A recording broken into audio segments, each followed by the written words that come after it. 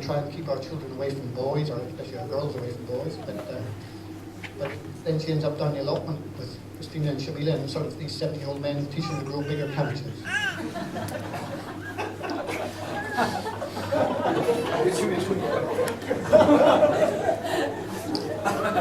We're not a very sporting family. My generation of the Prestons missed out on sport gene completely.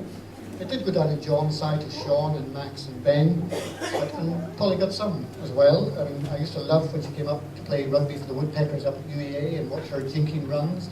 I even saw her score the odd try and even kick the odd conversion, so I was very impressed. They reckon that when we look back at our lives, we've sort of spent about 30% of our life in bed and about 3% in the toilet. In Polly's formative years, I spent about 10% on the touchline watching various sports. When she was very young doing gymnastics, I worried about her neck. When she was older and playing more football, I worried about her ankles. And when she was a teenager and playing netball, I worried about her life. She used to play with a group of middle-aged ladies who became complete delinquents on the court. But I think it's a good recommendation. Anyhow, Polly used to always arrive at Windfall with lots of people, and there'd be Chia playing the piano, and Hannah and Emma singing wonderful songs. We felt very privileged. So it was a surprise when Lewis appeared on his own one night to see us. I thought, I got a little initial shock, and then probably, I'm not completely stupid, I worked out what might be going on. And we did get there eventually. It wasn't quite as constipated as when Dave came to ask for Katie's hand. It did take a bit of prompting. We had to sort of stumble down the dark to deliver some eggs to next door, and the question came. And of course I was delighted. But what I loved about him was he said he loved Polly's bits. And I thought that was wonderful. Now obviously after the Royal Bell movie, I'm not quite sure whether that's a Zippo bit of love or a Torrin Inferno bit of love. It seems all sorts of love anyhow. Apologies. I could make hundreds of apologies to Polly before I let Lewis look after her in the future. I apologise, Polly, for calling you a carrot when you went off to your school prom, really, or saying you look like a carrot. All Essex girls will understand what I mean by that, right? When she did well in exams, I was a terrible adult, I sort of said, well, dumbing down my hamstring past GCSEs nowadays. That wasn't helpful. And those wonderful presents that you used to make, that wasn't Valerie Singleton in your time, but in my time, not equivalent. And they say sort of cardboard degrades, but I still have these things that hold pens made in cardboard the last 20 years. I'm hoping they disappear soon. So how do you sum up Polly to Lewis? Well, my other visual aid that I've forgotten was an examiner's report from an exam. Now, it's not a piano exam. Piano examiners were always a bit prissy. They had their heads up the bottom. They never quite appreciated Polly as this girl could play the Midnight Sonata in 30 seconds.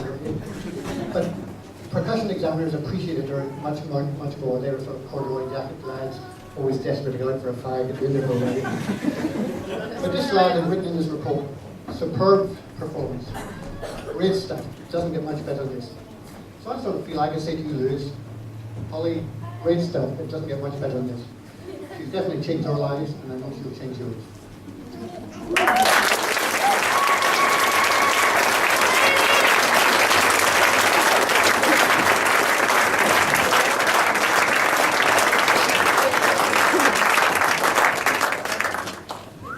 Thanks, Peter. So I've got to be really quick apparently, so that's not prone to my nature, so it's not you laughing because you've experienced it before. Tend to waffle. But anyway, my wife and I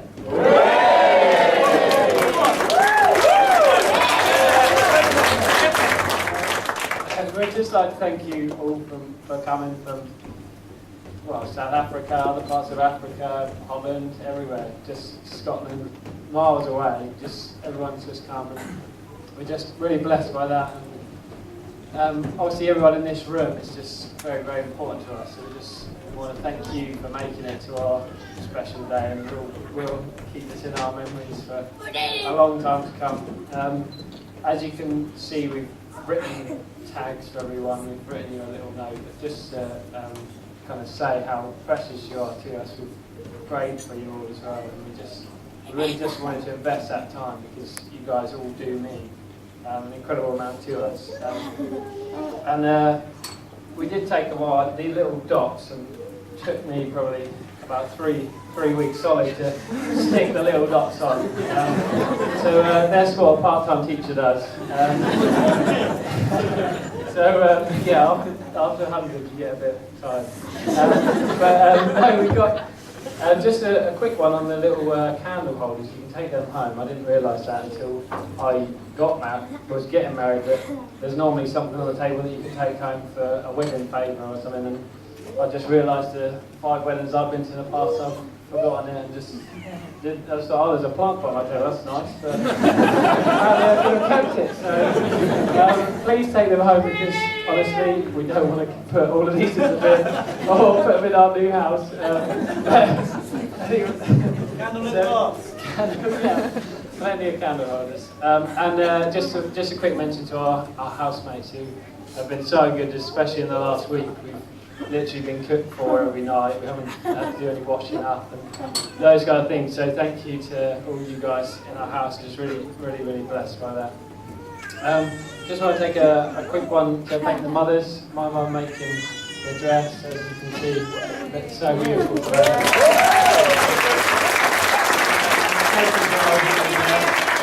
And thank you to Carol who's done all the flowers, and it looks unbelievable. It's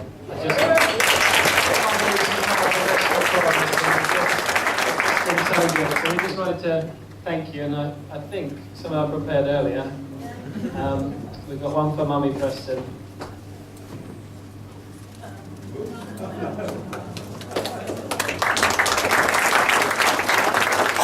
I know Mummy Preston will probably be sick of flowers, especially these colours, but you've got something you can just look at for a while and not think, oh, how am I going to arrange these?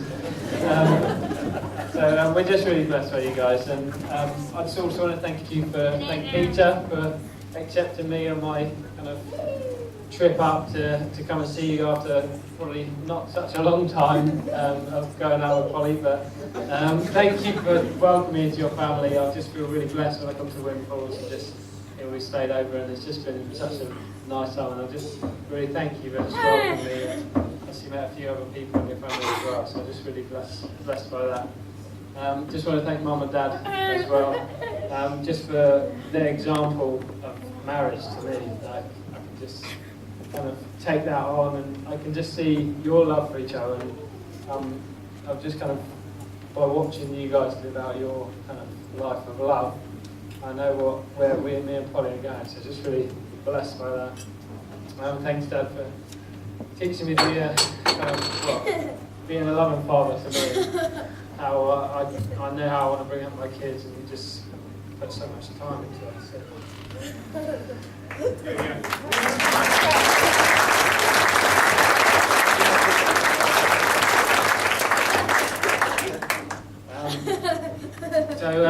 Just thanks to Music Board. It's supposed to be really quick, but who cares? It's only the FA Cup final, right?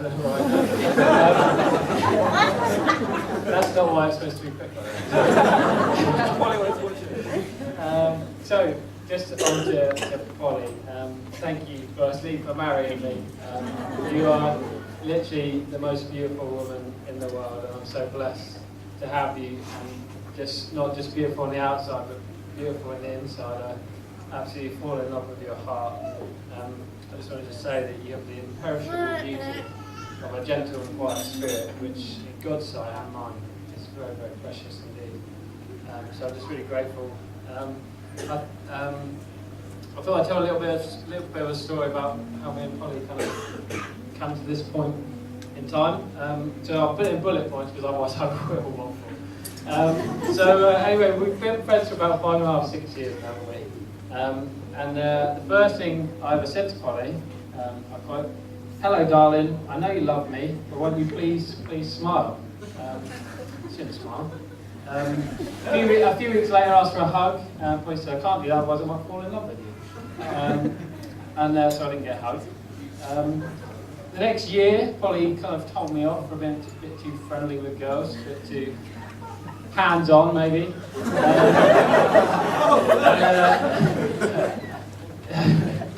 Anyway, I had got the picture there. We were just friends. That was quite clear. We were definitely just friends, and for 3 years, you can probably sing the Robbie Williams song. I've been hanging around just in case you fall in love with me, but I don't know if it was quite like that, but that might warm your heart anyway. Anyway, we were in similar friendship circles, went to the same church. I actually joined the church Polly was going to, Bob, who's preaching today's church, and anyway, there was nothing going on. We were kind of just friends, and that was it. And then Polly's parents moved down. Another big thank you, because obviously if you hadn't moved down, you were the catalyst for us going out, because Peter actually suggested to Polly after I went up there one time, hey, maybe you should consider Lewis. So, and that kind of warmed her to me. So then I could work my magic, and then.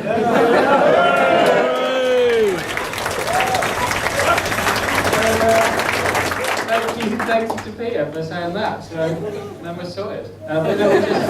We just love doing the same things together. We love doing all different activities. We love Jesus, we love people, we love sport, we love games, we love hot drinks, we love socialising. I just couldn't wish for a more perfect wife, or a more perfect friend, a best friend, you might say.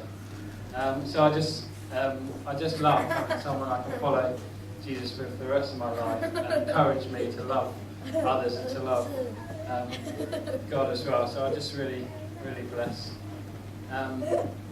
I do need to just thank the best men as well, who have been called best men, groomsmen, ushers, 12 disciples, whatever you want.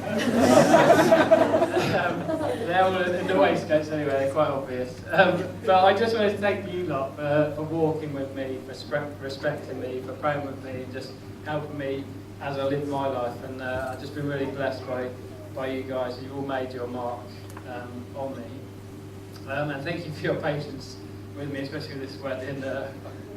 Some people ask by text, and some people got a Facebook message, and I'm just not good with asking people to do things for me or things like that. So I just thank you for your patience with me. And so last thing I wanted to thank the bridesmaids as well.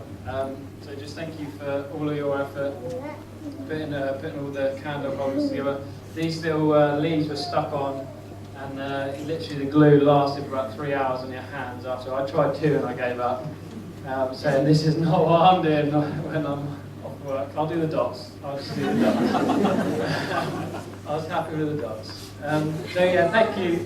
You mean so much to Polly, and you really are bridesmaids today, just because you've absolutely blessed Polly in her life, and she loves you so much, and we're so grateful for you as well. You all look so beautiful today in your dresses. Walking down the aisle is a really special thing to see everyone looking so good. So I just want to, am I supposed to toast the bridesmaids? Just do it. Let's toast the bridesmaids. So toast to the bridesmaids.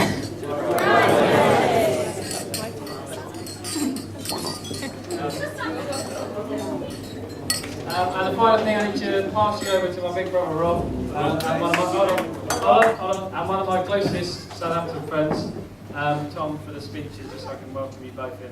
But beware, they tend to exaggerate things. Please try to laugh along, as they haven't quite got to grips with humour yet.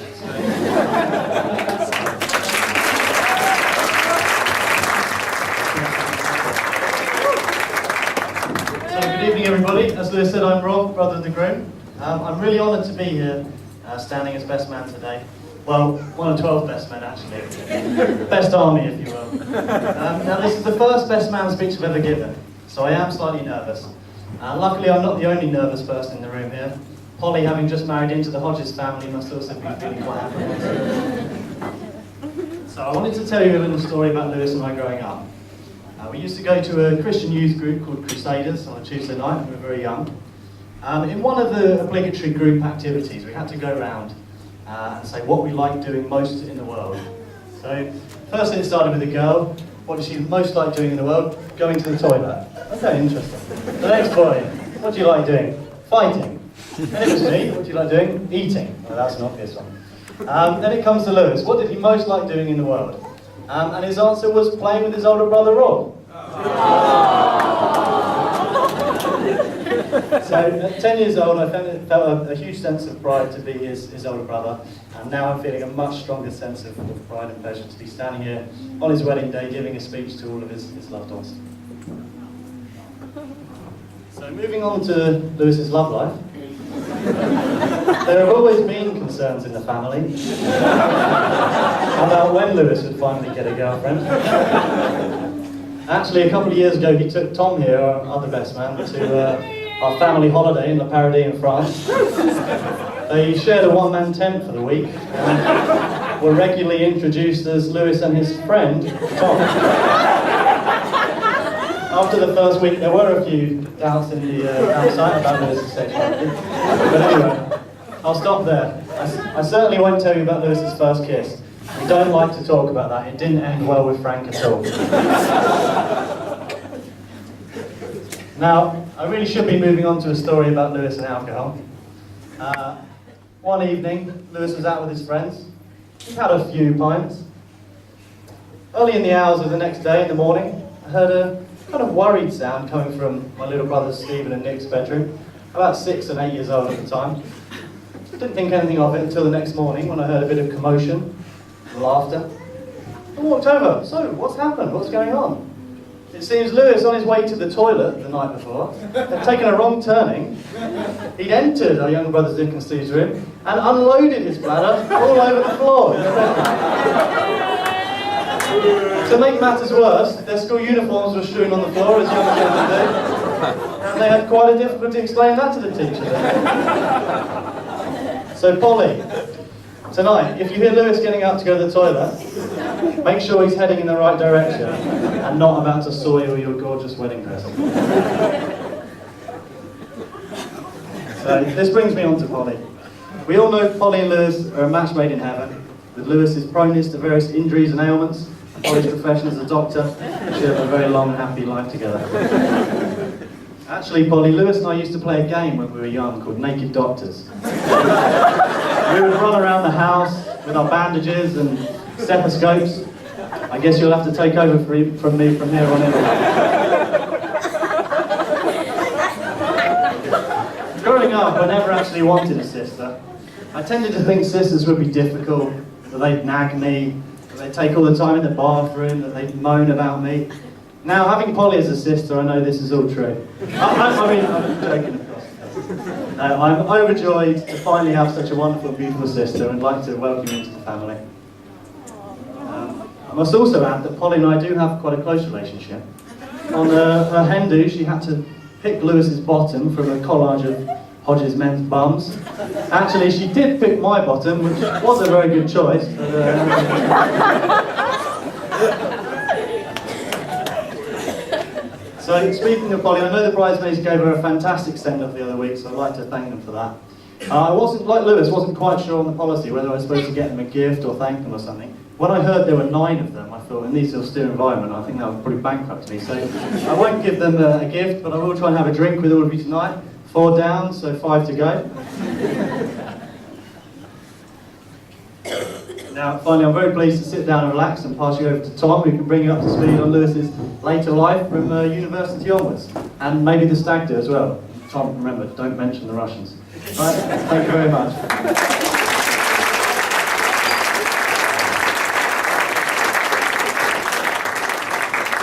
Okay, thanks a lot, Rob, for having me over. Guys, if you're down that end and would like to see some visuals, you might want to just wander around. If you're comfortable over there, that's fine, you can just listen, but it will add to the experience, hopefully. Rob handed the care of Lewis over to me when he came to uni. And so I've entitled, that's the man we're talking about today, nice little Lewis cheeky picture there. And I've titled the first section, Thomas Lewis Way, which a lot of you might have driven down so far today. And I've had the pleasure for the last few years of spending most of my time side by side with Lewis, quite literally there. Andy, we will give your t-shirt back, it should still fit you. And no, but seriously though, I spent a great few years with Lewis, and I was just chatting to him this morning, sat him down and said, right Lewis, here we are, the biggest day of your life so far, how do you feel? And he was like, 50% nervous, 50% excited. But to be honest, I'm just looking forward to the end of the day when I can just take the trophy home. I was just like, Lewis, you cannot talk about your wife to me like that. And he looked at me and said, wife? I was talking about the FA Cup final. That was a joke, and Lewis is completely focused today on his wife. And doesn't Polly look amazing today though? He's not going to have any trouble getting distracted.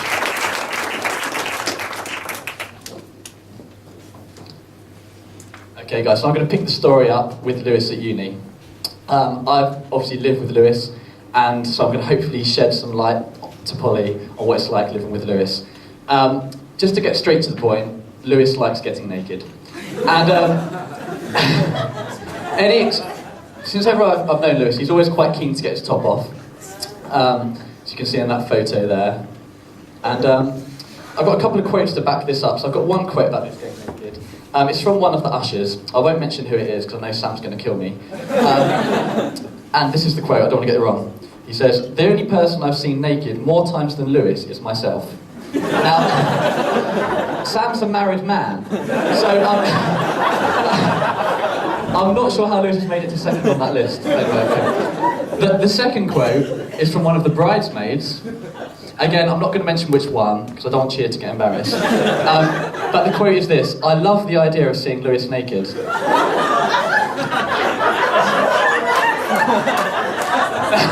Sorry, Josh, bad day for Josh. Arsenal will draw, and now... There's one particular occasion, though, of Lewis getting naked, which is so famous it's got its own name, which a few people here will be aware of. It's called Money Bum. And I wasn't there to experience it, but I've been reliably informed that this is what happened. So, all the guys were hanging around in Worthing, as you do, getting a takeaway.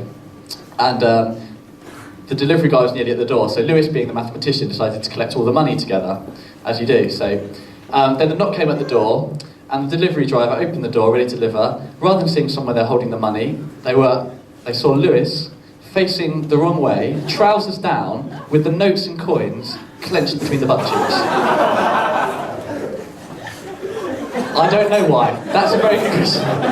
It makes no sense at all. So that is Money Bum. So that's Lewis basically getting naked. Now, the speech that Lewis made earlier was very good. This isn't his first time at making speeches, though. He's actually been best man 3 times. This was at my wedding, just before he started crying. And then we move on to Alex Sheen's wedding there. Lewis looked a little bit more tired by the time we got to this one. Obviously, been up late planning. By the time we get to Nathan's wedding, I don't think Lewis knows what's going on. So it's good to see he's a bit more on the ball today. And no, but genuinely, I've had a bit of a go at Lewis, but the fact that 3 people, including myself, chose him to be best man just really showed, is a testament to his character, his commitment as a friend. And so just give him a round of applause, because he's the best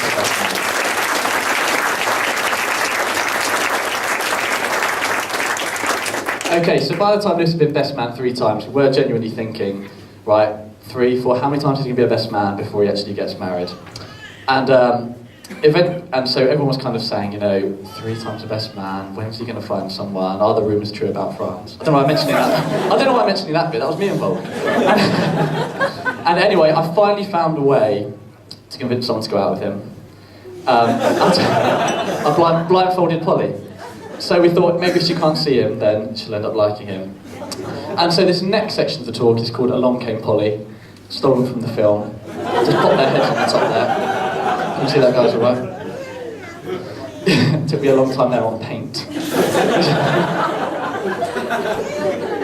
No, well, as a teacher.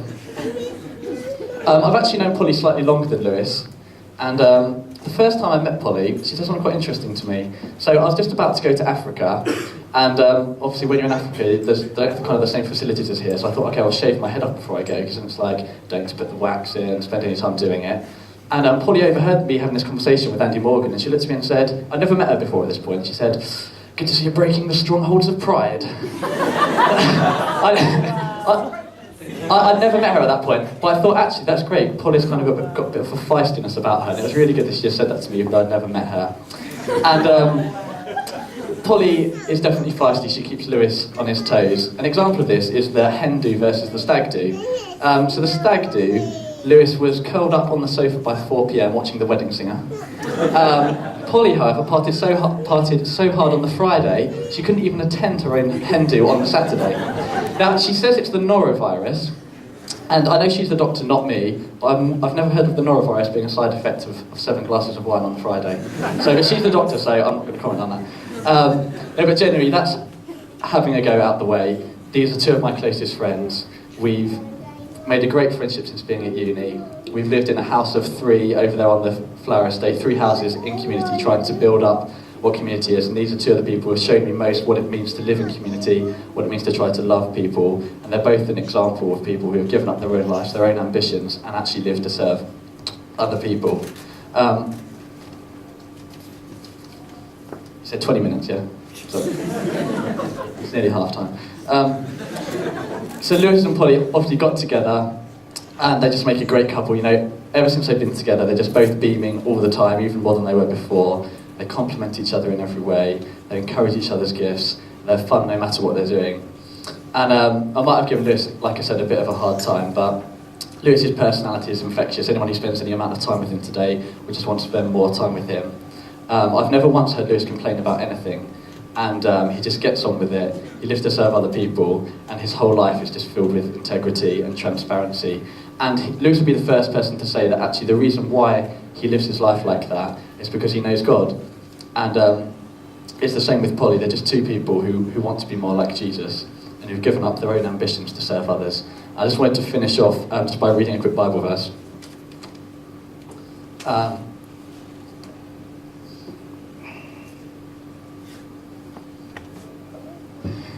It's a long book, isn't it?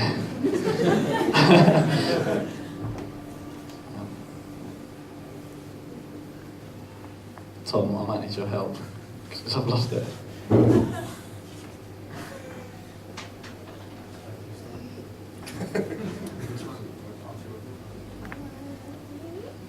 Lewis has always had a very strong internal compass. On the stag do, some of these guys here actually plonked him in the back of someone's car, drove him up to the forest and jumped him to try and find himself back. And he found himself back amazingly well. You know, I would have been sleeping there in the bushes. Lewis was back within 10 minutes. He's always had a very strong internal compass, and I think that's really what's brought him together with Polly to set him in the right stead for the rest of his life. That's great info.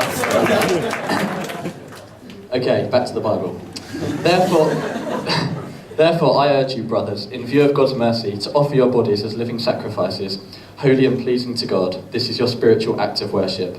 Do not conform any longer to the pattern of this world, but be transformed by the renewing of your mind. Then you'll be able to test and approve what God's will is, his good, pleasing and perfect will. And I think these 2 are the people I know the most who are that they're living sacrifices. And just before I do the toast, just want to say thank you to both of you for being great friends to me. And I think we should wish them well, guys, because they're not going on their honeymoon until June. But Lewis, I think you said you're going off to Wales tonight for a couple of days. I think he said it was Wales. All he said to me was he's going to Bangor for the weekend.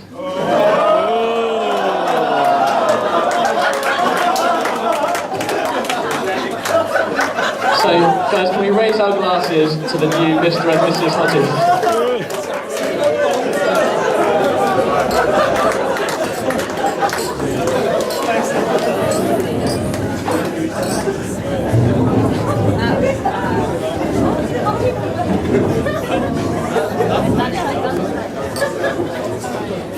Like we stand,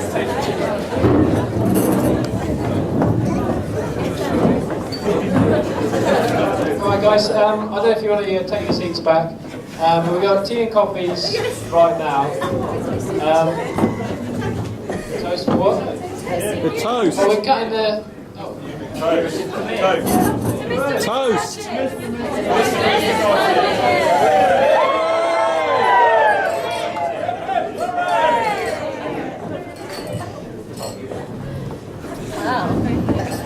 So we're cutting the cake, I think, in a minute after the teas and coffees.